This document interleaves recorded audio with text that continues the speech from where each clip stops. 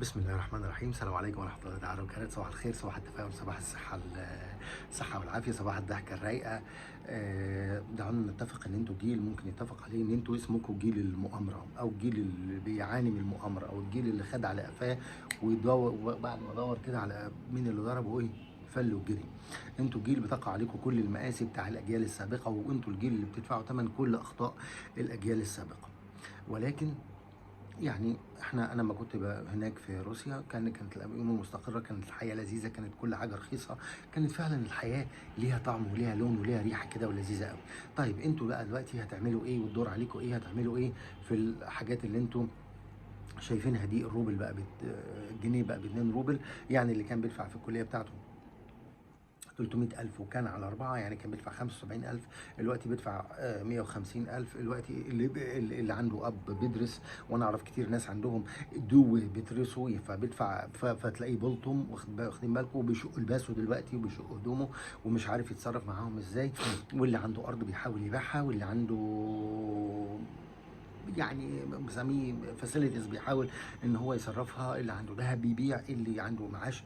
يعني الناس كلها بتحاول انها بسرعه تلحق نفسها، لان اللي جاي انيل واللي جاي اصعب واللي جاي ايه اسوأ. مش لروسيا، روسيا ما تاثرتش قد كده، لان احنا يعني بلادنا العربيه بلاد مستورده وبلاد عويله وبلاد بتعتمد على غيرها. لا عندنا سلاح ولا عندنا دواء ولا عندنا غذاء، ما عندناش اي حاجه خالص. احنا عندنا ايه؟ قلنا هنبني وادي احنا بنينا السد العالي. مش مشكله، خلينا نتعامل مع المعطيات الحاليه. انت دلوقتي في حاجتين لازم تعملهم. الحل الاولاني حل نفسي، حل تهيئ البيئه الداخليه بتاعتك، ولازم تكون على قد الموقف. حل خارجي، نبدا في الحل الداخلي. الحل الداخلي ان انت تبقى راجل، ان انت تقف على رجليك، ان انت تعتمد على نفسك، ان انت تحاول تلاقي حاجات بديله. انا ناس بيتصلوا بيا وبيقولوا لي ان احنا بنحاول نلاقي حلول بديله، وان احنا بنحاول دلوقتي ان احنا مثلا اللي كان في جامعه سماره وبيدرس مثلا بالانجليزي، واللي كان في اوفا بيدفع بالانجليزي، واللي كان في موسكو بيقول لك دلوقتي انا عاوز اروح بسكوف، عاوز اروح فيليكي نوفجراد، عاوز اروح كوبان، عاوز اروح نالتشيك. بقول له روح واعتمد على نفسك ايا كانت الجامعه.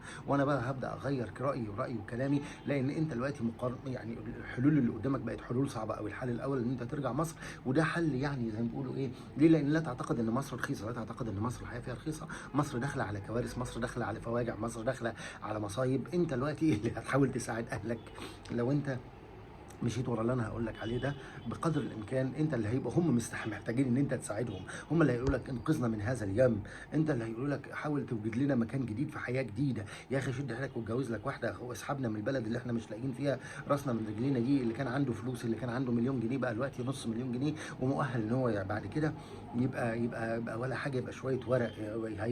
هيبقى تبقى شقه الفول ب 100 جنيه، لان احنا القيمه بتنخفض. وهيخلوا لك بعد كده الجنيه زي ما عملوا في السودان، يقول لك الجنيه اللي كان ان ال 10 جنيه تبقى واحد مهلهل، واحد وهو قالوا على الجنيه كويس قوي، قالوا على الجنيه يعني ما الناس بتقول لك لحلحه باللحلوح باللحلوح تتلحلح لحلوح في عينك يا يعني السعاده.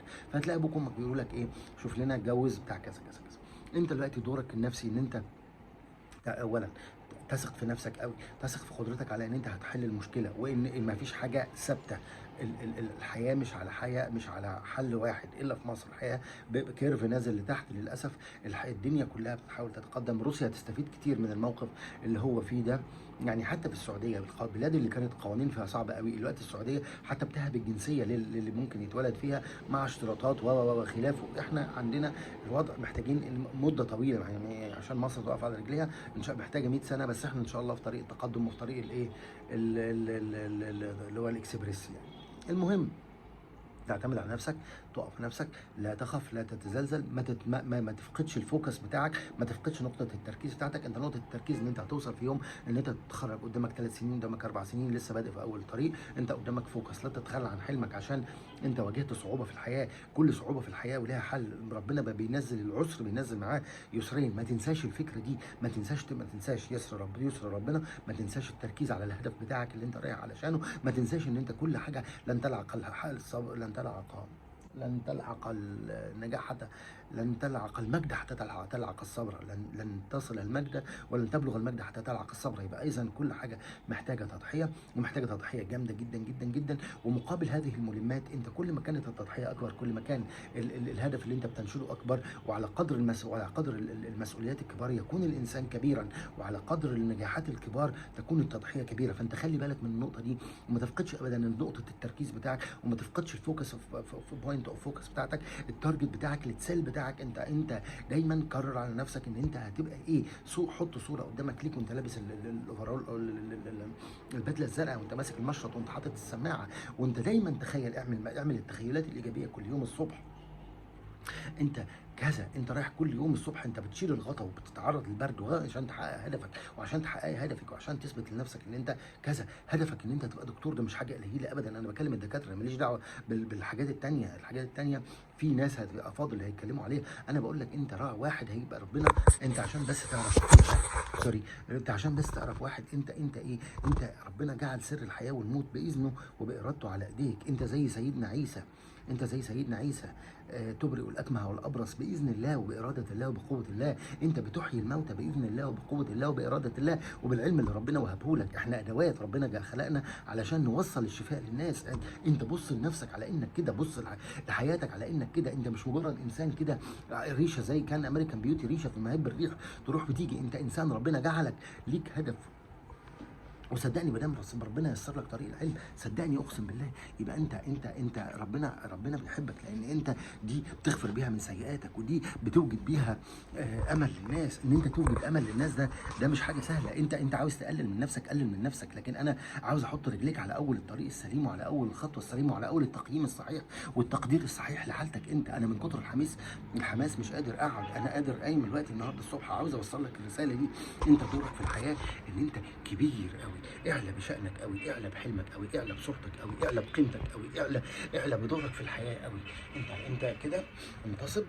انت زي ما البادي بتاعك، المخ بتاعك بياخد بيسموها ايه، الفيبراجينيا، الايمج بتاعتك. انت منتصب القامه. انت تاخد نفسك. انت ليك حق في الحياه، ليك حق في الوجود، دافع عنه. مش مجرد ان انت امتحان فشلت فيه ان هي دي نهايه القصيده، وان هي دي نهايه الحياه. مش مجرد ان انت تقدر تاجل الدراسه، تقدر تاجل الدراسه سنه وتجيب اسبرافتا، تقدر تشتغل في السنه دي، اشتغل سنه واتعب سنه، في الاخر ما انت كده هتتعطل وعندك جيش. خد ال3 سنين لو انت بدل ما تاخدهم جيش عدي بيهم ال30 سنه واشتغل وكون ليك بيزنس، وفي نفس الوقت تصرف على دراستك وتصرف على البيزنس. اتجوز عندك وابدا حياه جديده. انسى حياه الزرايب اللي كنا عايشينها في مصر.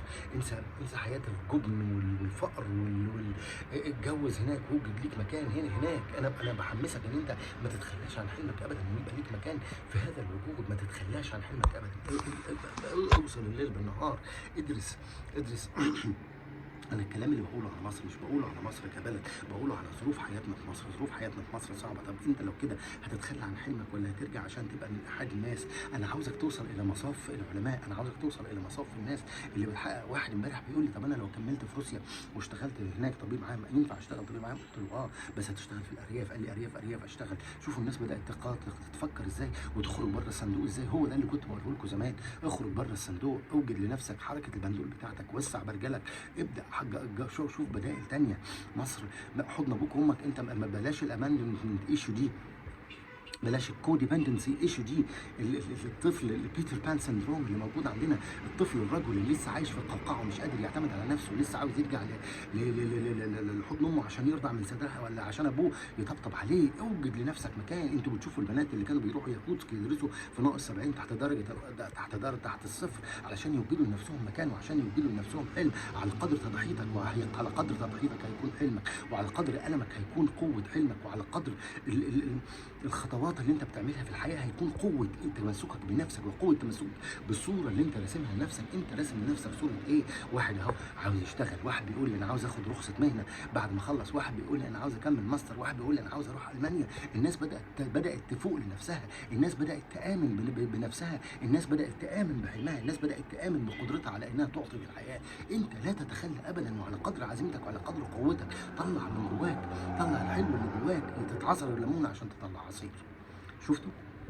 ده العزيمه والقوه والاراده والجلد والصبر، وخليك قوي في المهمات، خليك قوي، خليك قوي. اقف كده اهو وقول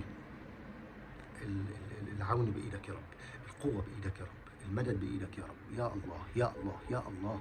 وادعي ربنا، ربنا هيمدك باسلحه، وربنا هيفتح لك طرق. في مثل انجليزي بيقول لك God works in mysterious ways، هم بيقولوا ان الله يعمل بطرق احنا بطرق غامضه، لا، الله يعمل بطرق، وان لا شكرتم لازيدنكم، اشكر ربنا هيديك.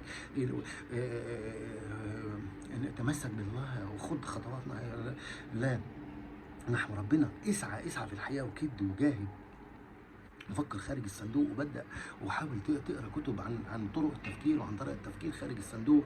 اللي في كتاب اسمه التفكير السريع والبطيء، وفي كتاب اسمه التفكير خارج الصندوق، وفي كتاب، في كتب كتير تحاول ان انت بدل ما عمرك ضايع على التيك توك وعمرك ضايع على الحاجات اللي هي ايه هزيله دي. انا كل الهدف وكل الامل ان انا عاوز اقول لك حقك في الحياه موجود، وحقك في الحلم موجود، ما تتخلاش عنه. لو تخليت عنه يبقى انت بتتخلى عن حياتك، بتتخلى عن نظرتك، انت بعد كده هتتكسر بعد كده. ما تخليش الدنيا تكسرك، ما تخليش الدنيا تحولك الى ضحيه. انت لست ضحيه، انت قادر، وانت ايوه انت ربان السفينه بتاعت حياتك، وانت قادر ان انت تاخد قرارات تعزز بيها وجودك في الحياه، وانت قادر ان انت تتجاوز الصعب. مش مجرد دولار هو اللي هيحطك في خانة اليك ويخليك رديد جبان خايف من الدنيا. انت لو خفت وتراجعت عن حلمك في هذه الامور مش هتلاقي وجود. كمل في طريقك، كمل في طريقك، كمل في طريقك. شوف انا بركز عليك ازاي، كمل في طريقك عشان يبقى ليك هذا الوجود وهذا الزخم وهذا الحماس بان انت تبقى موجود في الحياة. حط قدامك صورة الناس اللي هتنال منك، حط قدامك صورة الناس اللي مستنياك تقع، حط قدامك صورة الناس اللي مستنيين يقولوا العبيط اهو، عبيط القرية اهو. حط قدام صورتك الناس الناس اللي مستكترة عليك نجاحك. حط صورة بلاش صورة اهلك اللي مستنيين قد ايه ومستنيين الفرحة.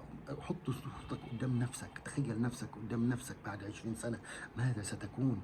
انت حط افخر بنجاحك عشان تفخر بنجاحك، وتفخر بصبرك، وتفخر بتضحيتك، وتفخر بخطواتك، وتفخر باللي انت فيه. انت اللي انت فيه مش قليل. خلي الناس تقلل من حلمك، خلي الناس تقلل من سفرك لروسيا او من تعليمك في روسيا، خلي الناس تقلل من تسخر ان انت طول اليوم قاعد مع بنات، او ان انت طول اليوم قاعد ما بتاخدش علم.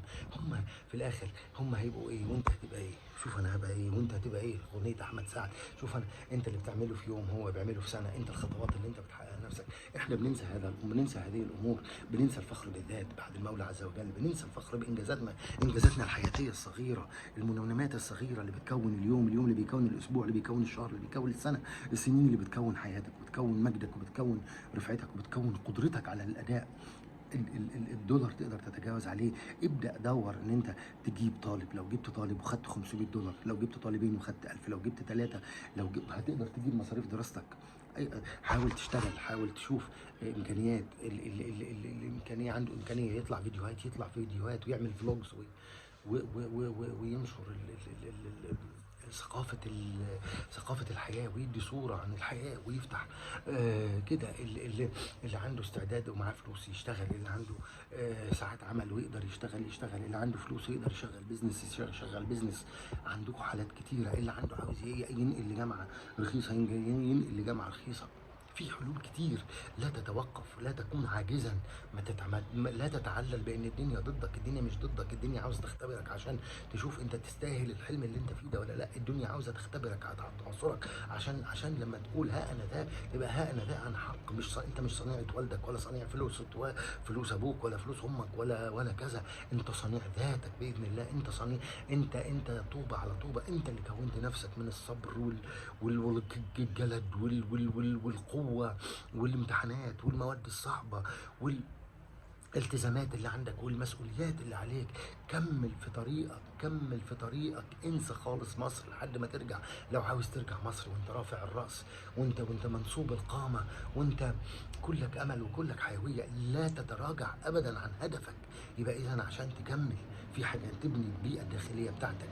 احنا بنبقى ضعاف ومحتاجين طبطبه ومحتاجين قوه ومحتاجين دعم، واحنا موجودين معاكم عشان ندعمكم وعشان نقف وراكم وعشان نقول لكم طريقكم صح.